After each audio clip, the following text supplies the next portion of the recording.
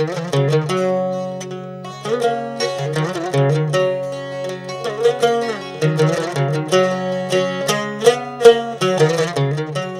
દર્શક મિત્રો, અબ તકના લોકપ્રિય કાર્યક્રમ ચાય પે ચર્ચામાં આપનું સ્વાગત છે.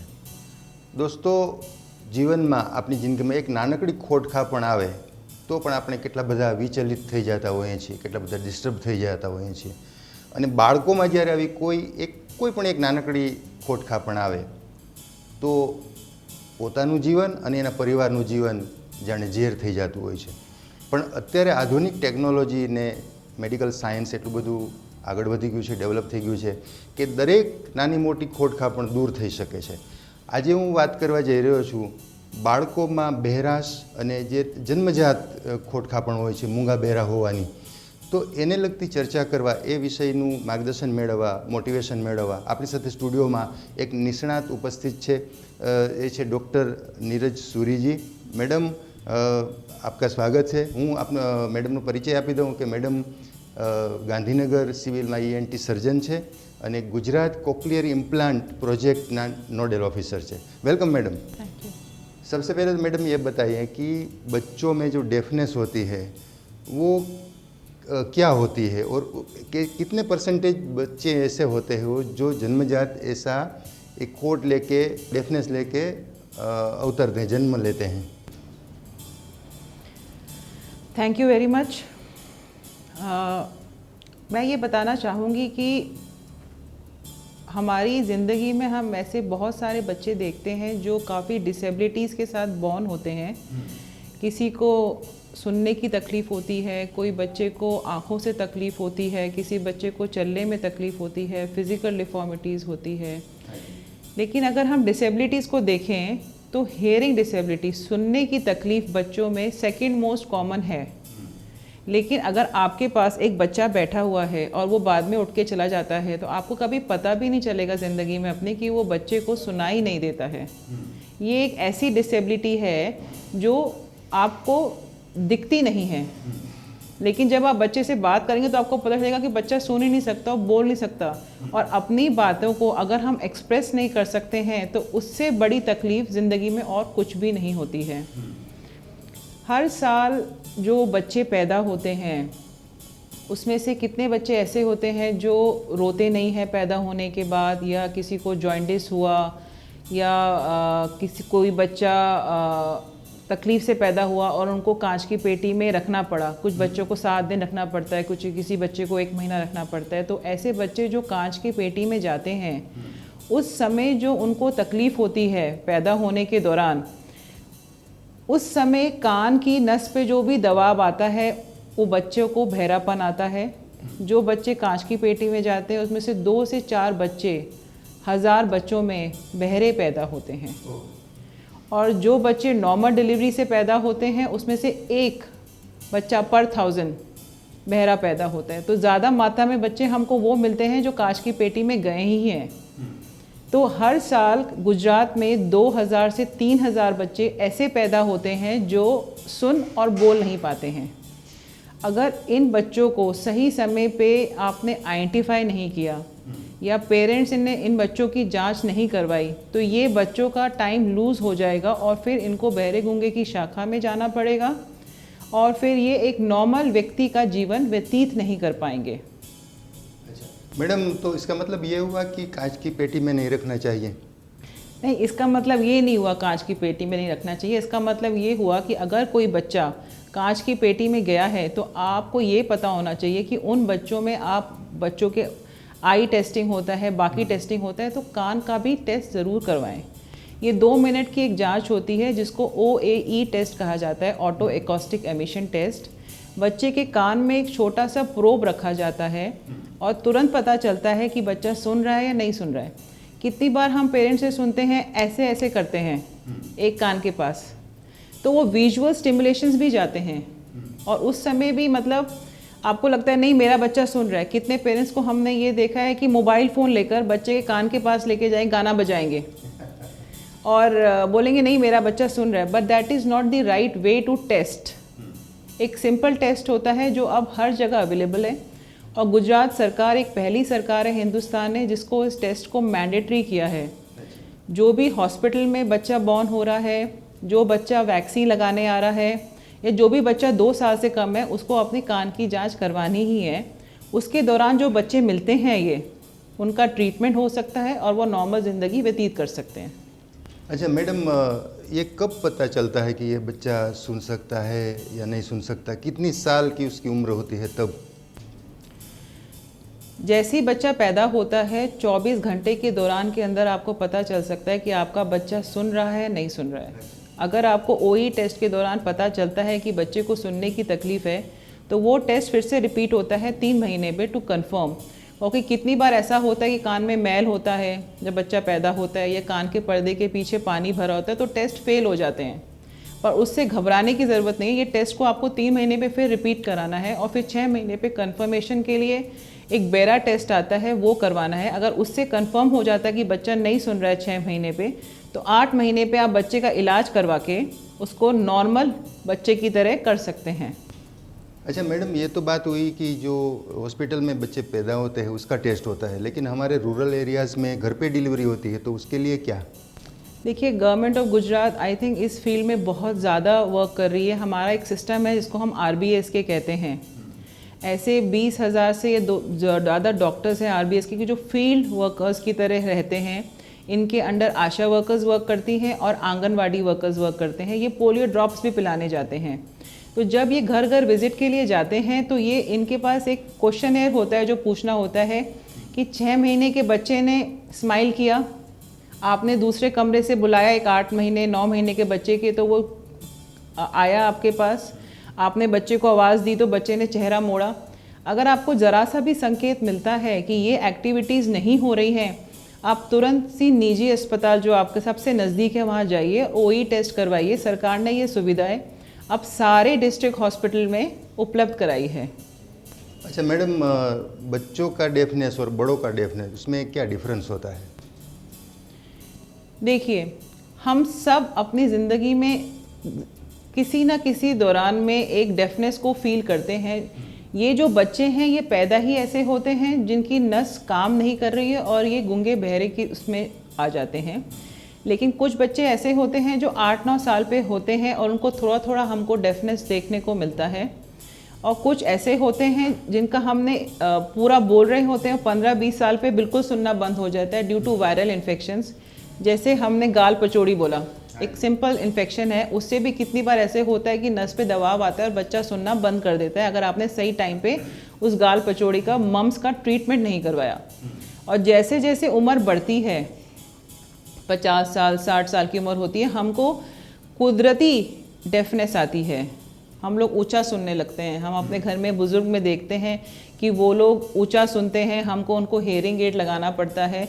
तो वो कुदरती डेफनेस है। लेकिन अगर कुछ समय के बाद अगर वो हेयरिंग एड भी वर्क नहीं करता है तो फिर उसके दूसरे इलाज हैं। और ऐसे बच्चे जो होते हैं जो जन्मजात डेफनेस लेके पैदा होते हैं, उसके लिए क्या सॉल्यूशन क्या है उसका? देखिए, जो बच्चे आपको पता चल जाता है तुरंत 6 महीने में कि बच्चा नहीं सुन रहा है, या आपको 1 साल पे पता चलता है, या आपने OE टेस्ट मिस कर दिया तो आपको 1.5 साल पे पता चल रहा है बच्चा माँ पा जैसे बोलता है वैसे नहीं बोल रहा है, दूसरे कमरे से बुला रहे नहीं आ रहा है, तो उसके लिए फिर कॉकलियर इम्प्लांट सोल्यूशन है।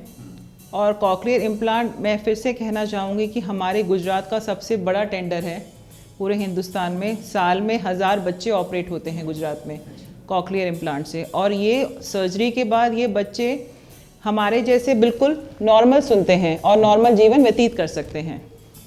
नहीं, मतलब थोड़ा डीप में बताइए, कॉकलियर इम्प्लांट क्या होता है? वो एक मशीन होता है जैसे कि हियरिंग एड होता है, ऐसा मशीन होता है, दूसरा कुछ होता है, उसका ऑपरेशन होता है? थोड़ा डीप में हमारे दर्शकों को ज़रा बताइए।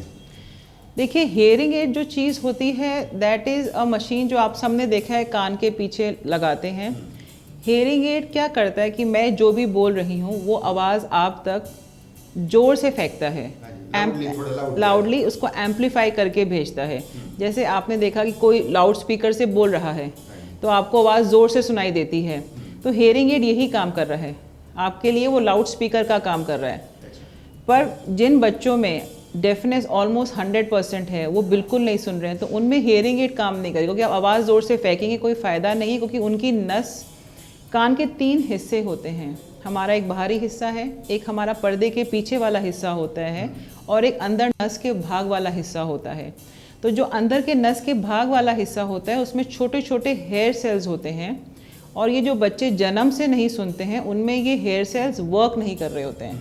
तो अगर आप आवाज़ ज़ोर से भी फेंकेंगे हियरिंग एड से तो ये हेयर सेल्स स्टिमुलेट नहीं होने वाले और बच्चे में आवाज़ नहीं जाने वाली है। तो ऐसे बच्चों के लिए फिर कॉकलियर इम्प्लांट आता है। कॉकलियर इम्प्लांट आवाज़ को ज़ोर से नहीं फेंकता है।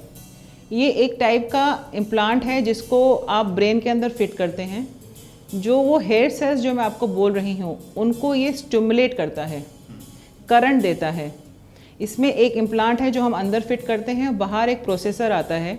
जब आवाज़ जाती है तो प्रोसेसर का माइक्रोफोन वो आवाज़ को पकड़ के अंदर के रिसीवर स्टिमुलेट के द्वारा उसको इनर ईयर में आपके हेयर सेल्स को स्टिमुलेट करता है और फिर वही आवाज़ आपकी जो नस है उसको पकड़ के अंदर लेके जाती है और फिर आप सुनते हैं और समझते हैं।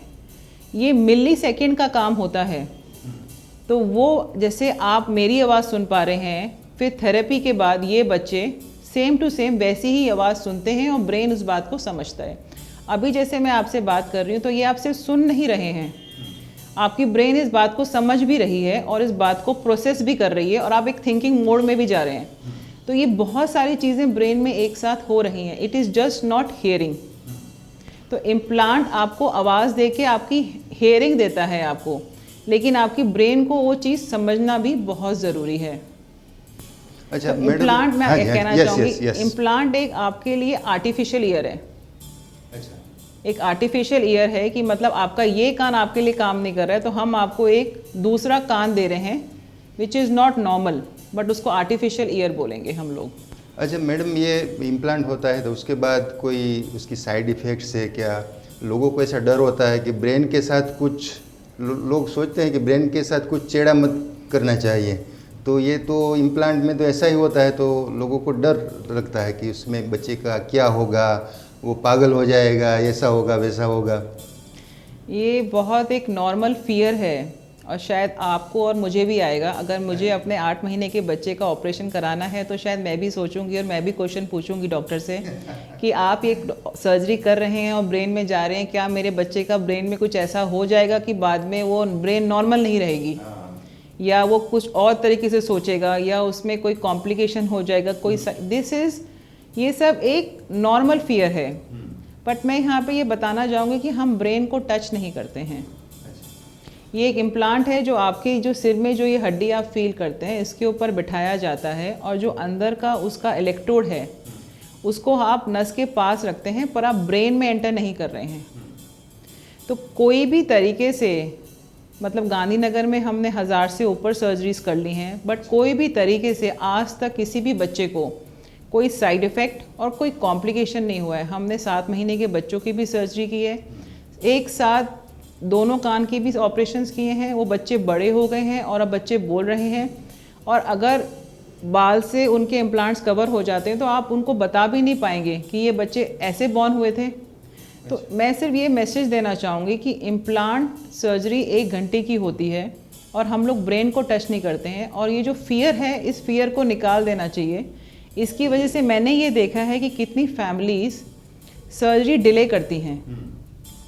घर में बड़े लोग होते हैं, बुज़ुर्ग लोग होते हैं, वो लोग ये बोलते हैं कि बच्चे को थोड़ा और बड़ा हो जाने दो, अभी बहुत छोटा है, अभी ऑपरेशन मत कराओ।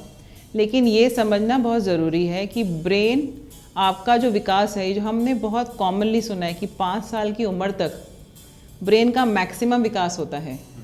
तो बच्चों को आपको जितना एक्सप्लोर करने देना है, जितना उनका थिंकिंग को आगे बढ़ाना है, तो 5 साल की उम्र में जितना आप करेंगे। अब आपने एक एग्जाम्पल मैं देती हूँ यहाँ पे, हमने सुना है कि great musicians were born before 6 years of age. Painters थे, वो काफ़ी अच्छी, वो बच्चे पेंटिंग तब कर रहे थे जब वो 6 साल से छोटे थे, वो मास्टरपीस उनके बाद में आए। लेकिन आपका जो दिमाग का विकास है, अगर आप चाहते हैं एक बच्चा पियानो सीखे तो आप अगर उसको 2-3 साल की उम्र पे ही सिखा देंगे, he will play it very well. Swimming में आप एक बच्चे को 8 महीने के बच्चे को अगर स्विमिंग पूल में फेंक देते हैं तो वो स्विमिंग बहुत जल्दी सीख जाएगा। यही चीज़ 8 साल का बच्चा शायद साल भर लगा देगा। तो यही चीज़ है कि आपकी ब्रेन कैसे अडेप्ट करती है। आपकी ब्रेन का विकास 5 साल की उम्र तक मैक्सिमम हो जाता है। तो आपको जो भी अपने बच्चे का ट्रीटमेंट कराना है रिगार्डिंग हियरिंग, वो 4 साल की उम्र से पहले हो जाना चाहिए। मैडम, हमारे लोग तो सभी बातों में गारंटी मांगते हैं, गारंटी का बोलते हैं कि इसका इम्प्लांट कराएंगे तो वो गारंटेड है क्या? तो उसमें कुछ गारंटी हो सकती है या 1% और 0.5% ये फेल भी हो सकता है? देखिए, जब भी कोई पेरेंट्स इम्प्लांट की सर्जरी के लिए जाते हैं तो बहुत सारे टेस्ट होते हैं, जिसमें सबसे पहले हम सुनने की बहुत सारी जांचें होती हैं, जिससे ये पता पहले करते हैं कि बच्चा पूरा नहीं सुन रहा है, क्या बच्चे को हियरिंग एड से बेनिफिट आ जाएगा या इम्प्लांट ही करना पड़ेगा उसमें। ये are decisions to be made कि कोई गलत सर्जरी ना हो। जब उसकी जांचों से ये पता चलता है कि बच्चे को इम्प्लांट ही करना है, तब हम लोग उसका CT स्कैन, MRI सब चीज़ें करवाते हैं। अब वो जांचें इसलिए करवाई जाती हैं ये देखने के लिए कि जो कॉकलिया है जहाँ पे हमको इम्प्लांट डालना है वो पूरा तरीके से जगह खुली हुई है, इम्प्लांट अंदर चला जाएगा। बच्चे के कान में नस है सुनने की, अगर नस नहीं है और इम्प्लांट कर दिया तो ऑपरेशन फेल हो जाएगा। ये बहुत माइन्यूट चीज़ें हैं जो एक सर्जन को देखनी होती हैं, और उसके बाद अगर ये सब चीज़ें नॉर्मल हैं तो गारंटेड है कि बच्चा सर्जरी के बाद सुनेगा। लेकिन मैं यहाँ पे ये ऐड करना चाहूँगी कि सुनने का मतलब ये नहीं है कि आपका बच्चा बोलेगा भी। अच्छा मैडम, ये भी कहा जाता है, हमारे लोग, देहाती लोग बोलते हैं कि जो बच्चा सुन नहीं सकता वो बोल नहीं सकता है। मेडिकली ये प्रूवन है क्या? हाँ जी, क्योंकि अगर आपने कभी ये देखा होगा कि जिनका मिडिल एज पे थोड़ा सा लॉस आता है हियरिंग का, वो बहुत ज़ोर ज़ोर से बोल रहे होते हैं। क्योंकि अभी जो मैं भी बोल रही हूँ ये मैं अपनी आवाज़ भी सुन रही हूँ, तो मुझे ये समझ में आता है कि मैं कितनी ज़ोर से बोल रही हूँ। नहीं तो मैं तो बहुत ज़ोर से बोलने लगूँगी अगर मैं कंट्रोल नहीं करूँगी अपनी उसको। तो हम पहले अपनी आवाज़ सुनते हैं और तब हम बोल रहे होते हैं। तो आप अगर सुन रहे हैं तो ही बोलेंगे, अगर आप नहीं सुन रहे हैं तो नहीं बोलें। कितनी बार पेरेंट्स को ये होता है कि 3 साल का हो गया बच्चा, वो अपने बच्चों के डॉक्टर के पास लेके जाते हैं, वो बोलते हैं बच्चा बोलेगा बोलेगा। बट मैं सिर्फ इतना कहूँगी कि अपने राइट एज पे आप बच्चों की टेस्टिंग करवाएं कान की। अगर टेस्टिंग नॉर्मल है, बच्चा आपका सुन रहा है तो डेफिनेटली बोलेगा। लेकिन अगर टेस्टिंग में हियरिंग लॉस आता है तो आपको राइट डॉक्टर से मिलके उसका इलाज करवाना है, सो कि बच्चा सुन सके और फिर बोल सके। मैडम, इम्प्लांट के बाद कैसी केयर करनी चाहिए पेशेंट को और उसके परिवारजनों को? इम्प्लांट कोई मैजिक नहीं है। इम्प्लांट ऑपरेशन बहुत ज़रूरी है, बहुत महंगा ऑपरेशन होता है, और गुजरात की सरकार ये पूरा खर्चा उठाती है। जो 8 लाख रुपए का जो पूरा खर्चा है इम्प्लांट का, वो पूरा सरकार उठाती है। लोगों को कुछ देना नहीं होता? ये कम्प्लीटली फ्री ऑफ कॉस्ट है। Very good. पूरा का पूरा खर्चा आपका गुजरात सरकार उठाती है। बहुत अच्छे इम्प्लांट्स आते हैं, बट मैं फिर कहूँगी ये इम्प्लांट मैजिक नहीं है। इम्प्लांट होने के बाद आपका बच्चा सुनेगा कि कल आप दूसरे प्रदेश में जाते हैं, हम चाइना में जाते हैं, वो लोग चाइनीज़ बोलते हैं, कोरिया में जाते हैं वो कोरियन बोलते हैं, लेकिन हम सुन तो रहे हैं, हमें समझ में नहीं आ रहा, हम उनको जवाब नहीं दे सकते हैं। तो इम्प्लांट होने के बाद बच्चा सुन रहा है, बट उसको समझना भी है और फिर उसको समझ के बोलना है। तो इम्प्लांट के बाद जो थेरेपी पार्ट है वो बहुत इम्पॉर्टेंट है। इम्प्लांट आपका सिर्फ 20% काम करता है, 80% थेरेपी है। अच्छा, तो थोड़ा स्पीच थेरेपी के बारे में भी बता दीजिए। पहले तो मैं ये ऐड करूँगी कि we are very thankful to Gujarat government की स्पीच थेरेपी का पूरा कॉस्ट जो खर्चा है वो गुजरात गवर्नमेंट उठाती है, और हर डिस्ट्रिक्ट में सेंटर्स अप्रूव किए हैं थेरेपी के कि बच्चा सर्जरी होने के बाद थेरेपी वहीं ले जहाँ वो रहता है, उसको ट्रैवल ना करना पड़े। क्योंकि अगर मदर को बच्चे को लेके हर महीने हर हफ्ते 200 किलोमीटर जाना पड़े थेरेपी लेने के लिए, तो शायद वो बच्चा थेरेपी लेना बंद कर देगा। तो the care has been taken very well by the government of Gujarat. अब थेरेपी क्या होता है कि जब हम बच्चे का इम्प्लांट होता है, बच्चा सुन रहा है बट उसको अपना नाम भी नहीं पता है। कितनी बार पेरेंट्स बोलते हैं कि इम्प्लांट हो गया, बोलते हैं उसका एकदम से नाम बोलेंगे रमेश रमेश, पर बच्चे ने आज तक अपना नाम सुना ही नहीं है, तो वो आपको मुड़ के नहीं देखेगा, उसको पता ही नहीं उसका नाम क्या है। और वो नाम को समझने में उसको 6 महीने लगते हैं कि उसका नाम रमेश है। जिस दिन सर्जरी हुई है उस दिन बच्चे का जन्म हुआ है, ये समझना बहुत ज़रूरी है। और जन्म के बाद बच्चा 2 साल तक का टाइम लेता है बोलने में। सिर्फ ब्रेन आपकी सुन रही होती है, मतलब ब्रेन में 2 साल की जब बच्चा पैदा होता है 2 साल की उम्र तक इतने चेंजेस ब्रेन में हो रहे होते हैं, इतने सारे न्यूरॉन्स काम कर रहे होते हैं। एक एक शब्द जो माँ बोलती है, जो फादर बोलते हैं, वो ब्रेन कलेक्ट कर रही है और फिर बच्चा 2 साल के बाद पहला शब्द बोलता है माँ। नहीं तो सारे बच्चे पैदा होते ही बोलने लगेंगे। लेकिन कुदरत का नियम है कि 2 साल तक सिर्फ ब्रेन को वर्ड्स को गैदर करना है, समझना है। अब ये बहुत इंपॉर्टेंट होता है कि हम बोलते हैं जब बच्चा बॉर्न होता है आप उसको इतनी सारी स्टोरी बुक्स पढ़िए, उसके साथ बात करिए। तो आपने देखा होगा जो बच्चे जॉइंट फैमिलीज़ में रहते हैं वो बहुत जल्दी बोलते हैं, और जहाँ बच्चों के साथ टॉकिंग कम रहती है वो बच्चे लेट भी बोलते हैं, बिकॉज ब्रेन उतने वर्ड्स कलेक्ट नहीं किए हैं। तो जितना ज़्यादा आप ब्रेन को स्टिमुलेशन राइट टाइम पे देंगे उतनी जल्दी सारे सिस्टम वर्क करेंगे। Same applies to implant. Implant जितना जल्दी हो, अगर 8 महीने की उम्र पे हो गया है तो बच्चे के साथ जब थेरेपी, स्पीच थेरेपी स्टार्ट होती है, जो हर हफ्ते हम बच्चे को नहीं देते हैं, मदर को देते हैं। मदर को सीखना है क्योंकि बच्चा अल्टीमेटली अगले 6 दिन के लिए मदर के साथ है, 24 घंटे के लिए। फिर मदर को थेरेपी देनी है बच्चे को। तो वो थेरेपी जब मदर बच्चे को देती है, 2 साल तक वो थेरेपी जब चलती है, जैसे मदर को ट्रेन किया जाता है, तब जाके वो बच्चा धीरे धीरे धीरे करके सेंटेंस लेवल पर आता है। लेकिन अगर फैमिली का मोटिवेशन यहाँ पे कम होता है, या फिर फैमिली थेरेपी में मिस करती है सेशंस, या नहीं आई है, या कुछ और इश्यूज़ हो गए, 6 महीने थेरेपी नहीं हुई, तो आप देखेंगे इम्प्लांट होने के बाद ही वो बच्चे बोल नहीं रहे हैं। हम कितनी बार देखते हैं एक पेरेंट आके बोलता है मुझे कि मैडम इम्प्लांट सक्सेसफुल है, वो बच्चा बोल नहीं रहा है।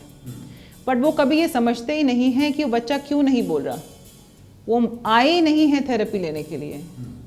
मैंने ये भी देखा है कि जब गांधीनगर सिविल में हमारे पास पेरेंट्स आते हैं तो सर्जरी के टाइम पे 10 बार आके जाते हैं। उनको लगता है ऑपरेशन ही सब कुछ है, बट मैं सिर्फ कहना चाहूँगी ऑपरेशन सिर्फ 20% है, जबकि ऑपरेशन इज़ वेरी डिफ़िकल्ट। और सारा का सारा मेहनत अल्टीमेटली फैमिली को ही करनी है।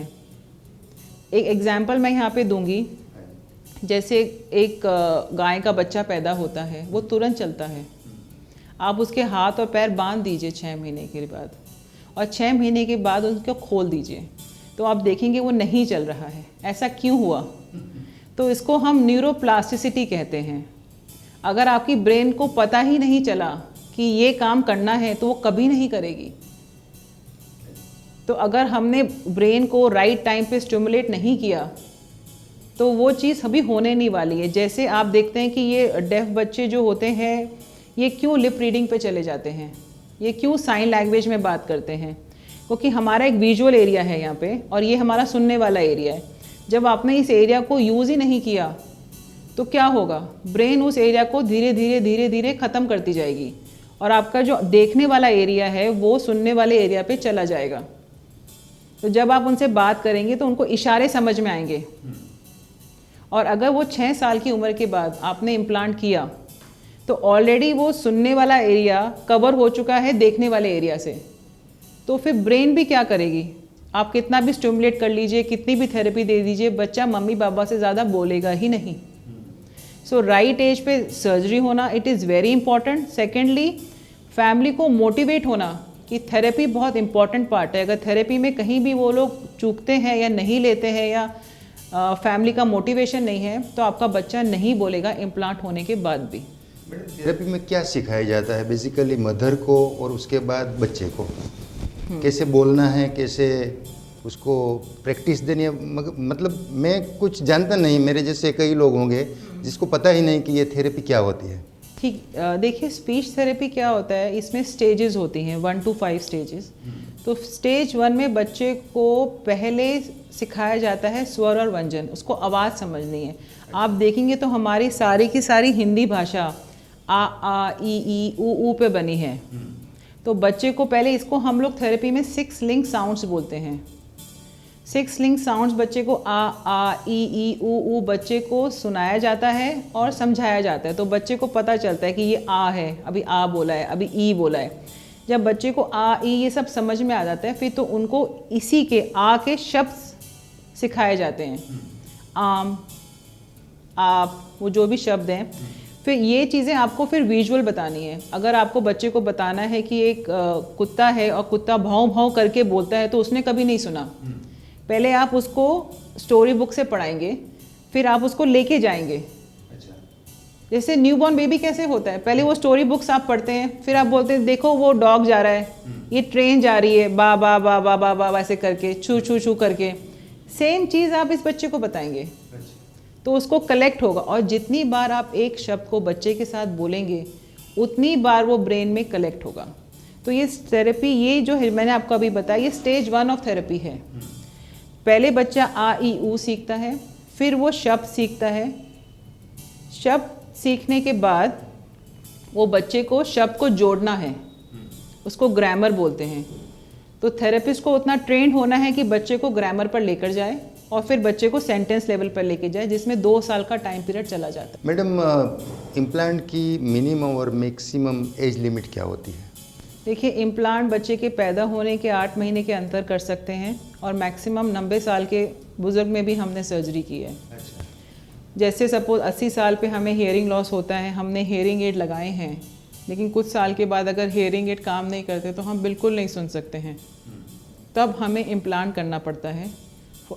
हमारे हिंदुस्तान में अभी वो कॉन्सेप्ट नहीं आया for better quality of life, but abroad America और ऑस्ट्रेलिया में लोगों को क्वालिटी ऑफ लाइफ इतनी चाहिए होती है कि वो 60 साल की उम्र में भी बोलते हैं हमें इम्प्लांट कराना है, हम अच्छा सुनना चाहते हैं। तो हियरिंग एड की अपनी लिमिटेशंस हैं। अगर आपका हियरिंग एड वर्क नहीं कर रहा है, दैट मीन्स आपको इम्प्लांट कराना है। और इम्प्लांट एक बहुत सिंपल सर्जरी है जो 1 घंटे में पूरी हो जाती है। मैडम, हमारे यहाँ तो भगवान पे सब कुछ छोड़ देते हैं ना, तो इसलिए क्वालिटी ऑफ लाइफ का कोई वो सब भगवान देख लेगा। अच्छा मैडम, जो ऐसा बच्चा है जिसको इम्प्लांट किया है, वो 1 से ज़्यादा लैंग्वेज सीख सकता है? उनकी मदर टंग तो वो सीख लेगा, उसके बाद दूसरी कोई लैंग्वेज, जैसे कि गुजराती बच्चा है तो गुजराती के अलावा हिंदी, इंग्लिश या दूसरी कोई लैंग्वेज सीख सकता है क्या? जी, ये बच्चे एक्चुअली मल्टीपल लैंग्वेजेस लर्न करते हैं और हमारे बच्चे काफ़ी सारे गुजराती, हिंदी, इंग्लिश, और एक बच्ची है जो अभी गुजराती, हिंदी, इंग्लिश और फ्रेंच भी सीख रही है। सो आप एक लैंग्वेज जब इंट्रोड्यूस करते हैं, जितनी जल्दी इसका बच्चे का इम्प्लांट हुआ है, आप मल्टीपल लैंग्वेजेस इंट्रोड्यूस कर सकते हैं। Again coming to the same point, family कितनी मोटिवेटेड है, मदर कितनी मोटिवेटेड है कि बच्चा मल्टीपल लैंग्वेज सीखे। अच्छा, ऐसा बच्चा जिनको इम्प्लांट किया है वो हमारी जैसी नॉर्मल लाइफ जी सकता है क्या? इनफैक्ट वो बच्चे नॉर्मल ज़िंदगी ही जीते हैं। इम्प्लांट सर्जरी के बाद वो जो हियरिंग डिसेबिलिटी का उनके ऊपर टैग लगा है वो निकल जाता है, वो हमारे जैसे बात करते हैं और वो एक रेगुलर ज़िंदगी जीते हैं। अभी कितने सारे बच्चे हैं जो इंजीनियरिंग और डॉक्टर भी बन रहे हैं। अभी एक बच्ची है जो बड़ौदा सिविल में पढ़ती है, वो डेफ बॉर्न हुई थी, इम्प्लांट के बाद आज वो डॉक्टर बनने जा रही है। बात है। तो ये बच्चे बिल्कुल नॉर्मल ज़िंदगी व्यतीत करते हैं और एक नॉर्मल इंसान की तरह वो सब कर सकते हैं जो हम करते हैं। अच्छा मैडम, ये तो बहुत इंटरेस्टिंग सब्जेक्ट है, उसके बारे में तो जितनी चर्चा करें वो कम है, लेकिन हमारी एक समय की मर्यादा है, तो हमारे दर्शकों को एक अपना मैसेज दे दीजिएगा। मैं सिर्फ ये कहना चाहूँगी कि सरकार बहुत कुछ करती है, बहुत कुछ लेकर आती है, बहुत पैसा खर्च करती है लोगों के लिए, लेकिन उसको यूटिलाइज़ करने की तो ज़रूरी है ही, लेकिन सही समय पर चीज़ों को यूटिलाइज़ करना भी ज़रूरी है। जैसे ही आपका बच्चा बॉर्न होता है, आप उसका हियरिंग टेस्ट करवाइए, 2 मिनट का प्रोसीजर है, वो करवाइए। अगर बच्चा नहीं सुन रहा है तो वो रिपीट टेस्ट से कंफर्म कराइए। फिर भी अगर उसमें तकलीफ़ मिलती है तो जितना जल्दी आप बच्चे की सर्जरी करवाएंगे और जितना जल्दी आप थेरेपी में बच्चे को लेके जाएंगे, वो नॉर्मल हो जाएगा, एक नॉर्मल ज़िंदगी जिएगा। हमें इस स्टिग्मा से बाहर निकलना है और हमें जो चीज़ें को एक्सेप्ट करना है जैसी हैं। मैं कहना चाहूँगी कि जब आपको पता चलता है कि आपका बच्चा नहीं सुन रहा है, तो आप बच्चों के लिए बार बार ये कोशिश मत करिए कि ऑपरेशन के अलावा हम कुछ और करें। कितने पेरेंट्स ऐसे होते हैं जो चाइनीज़ मशीनें लगवा देते हैं बच्चों के कान में। कितने पेरेंट्स ऐसे होते हैं जो टीपे डलवा के, जो नर्स थोड़ी बहुत काम कर रही है उसको भी पूरा डैमेज कर देते हैं। कितने पेरेंट्स वो झाड़ पोछ के पास जादू मंत्र में चले जाते हैं और अपना बहुत सारा टाइम लूज़ करते हैं। और जब 5-6 साल पे जब वो कोई ट्रीटमेंट वर्क नहीं करता, तब हमारे पास आते हैं, तब तक ब्रेन का इतना विकास हो चुका होता है कि हम भी सर्जरी के बाद वो रिजल्ट नहीं दे सकते हैं। So think and choose wisely. Thank you. तो दर्शक मित्रों, આજની ચાય પે ચર્ચામાં મેડમ પાસેથી આપણે જન્મજાત જે ખોડખાપણ, ખાસ કરીને બેરામૂંગા બાળકોનું અવતરણ અને એમાં શું થઈ શકે ભવિષ્યમાં, કઈ ઉંમરે એમની સર્જરી કરાવવી પડે, કયા પ્રકારના ટેસ્ટ કરાવવા પડે, અને ગુજરાત સરકાર આ બધું એકદમ ફ્રી ઓફ કોસ્ટ કરે છે. તો આવા સંજોગોમાં તમારા પરિવારમાં પણ કોઈ જો આવું બાળક જન્મે તો એમનો ઝડપથી ટેસ્ટ કરાવીને જે કંઈ કરવું પડે એ ઝડપથી કરો, એવી વિનંતી અને લાગણી સાથે આજનો આ પ્રોગ્રામ આપણે અહીંયા અલ્પવિરામ આપીએ છીએ. ફરી પાછા કોઈ નવા વિષય સાથે, નવા વિષયના નિષ્ણાત સાથે મળશું. ત્યાં સુધી અમને રજા આપશો. નમસ્કાર.